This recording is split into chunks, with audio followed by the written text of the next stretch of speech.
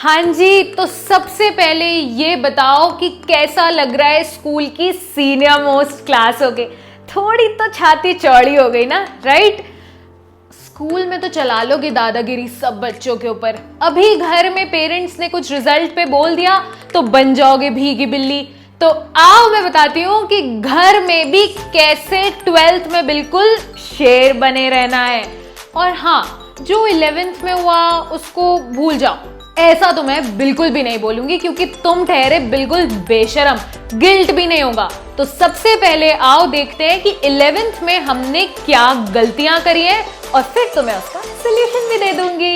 सो mistake number 1, कुछ बच्चे तो भाई 10th से ही नहीं उभर पा रहे हैं कि 10th में मैं ऐसा था, 11th में मुझे क्या हो गया। दूसरी मिस्टेक कि जो चीज आपका बेस 11th में बनना था वो तो अब देखिए बच्चे बिगड़ चुका है।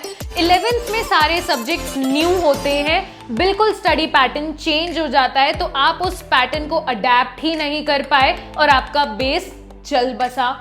थर्ड, आपने कोचिंग्स तो ज्वाइन करे लेकिन क्या वहां पर पढ़ाई करी? पूरे टाइम कोचिंग में टफरियां मारने में और कुछ लोगों की तो आशिकी में ही चली गई। वहां पढ़ाई तो आप लोगों ने की नहीं, पैसा भी लग गया।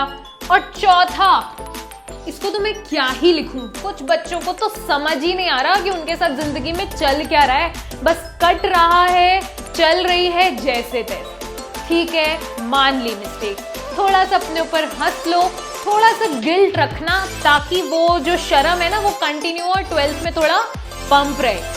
अब बात करते हैं इसको सुधारना कैसे है।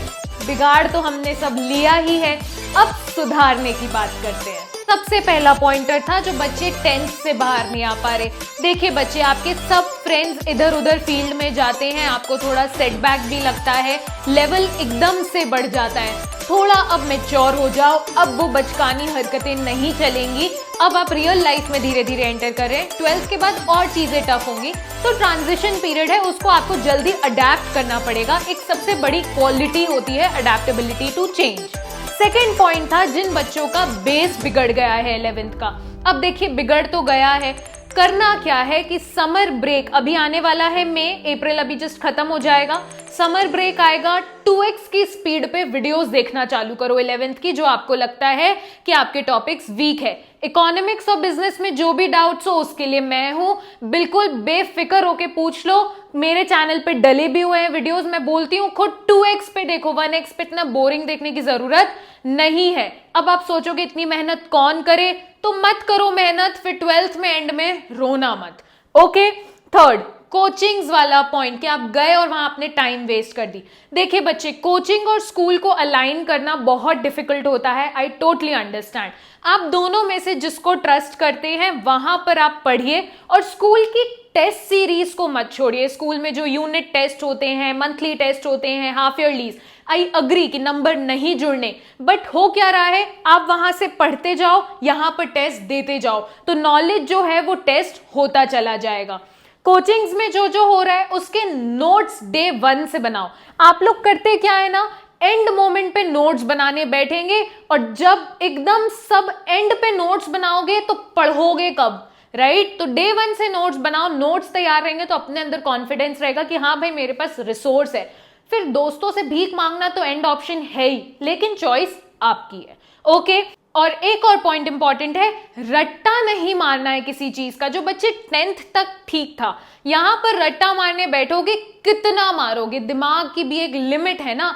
चीजें समझो, अपनी राइटिंग में लिखो, अपने हिसाब से लिखो, नंबर मिलते हैं, किसने बोला नंबर नहीं मिलते, उसको लेकर आओ मेरे सामने। ओके। एंड लास्टली, जिनको तो कुछ समझ नहीं आ रहा है कि जिंदगी चल कैसे रही है, हो क्या रहा है, बच्चे एक जेन्युइन एडवाइस दूंगी कि 1-to-1 काउंसलिंग ले लो किसी टीचर से, किसी कोच से, जो आपके प्रॉब्लम्स को समझे, उसको एड्रेस करे।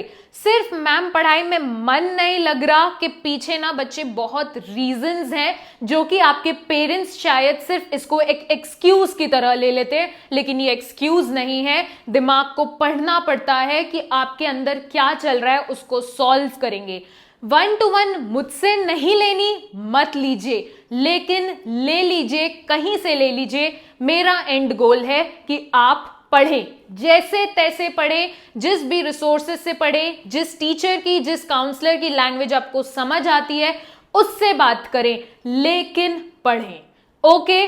और इकोनॉमिक्स और बिजनेस में तो जो भी प्रॉब्लम्स है वो आप स्ट्रेट अवे बिना सोचे समझे मेरे पास आ सकते हैं। I am coming up with economics topics very very soon just for you guys. Okay, so don't forget to subscribe to my channel. Also notification के लिए बेल आइकन दबा देना, और जब भी नोटिफिकेशन आए तो समझ जाना कि ये मैडम फिर से आ गई है तुम्हारे ऊपर डंडा मारने।